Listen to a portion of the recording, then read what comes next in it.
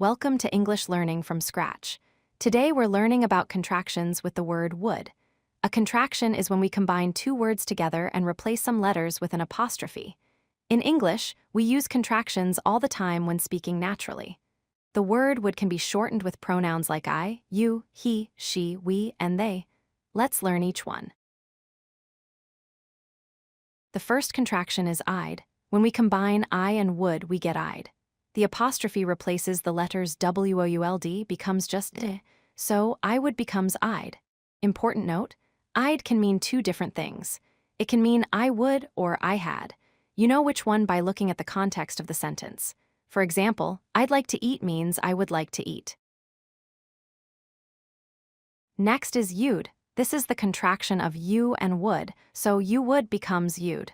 For example, we can say what you'd like to eat, which means what would you like to eat.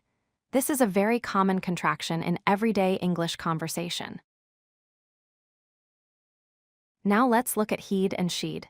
These are contractions of he would and she would, so he would becomes he'd and she would becomes she'd. For example, he'd be happy means he would be happy, and she'd love that means she would love that.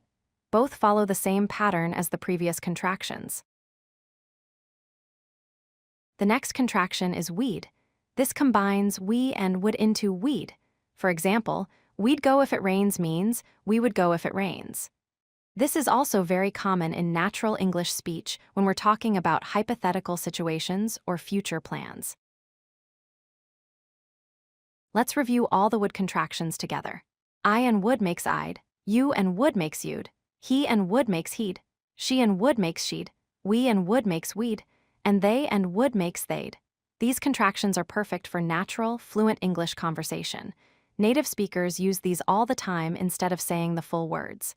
Practice using these contractions to sound more natural and improve your English fluency. If you like this video, hit that like button and don't forget to subscribe. Visit codelucky.com for more such useful content.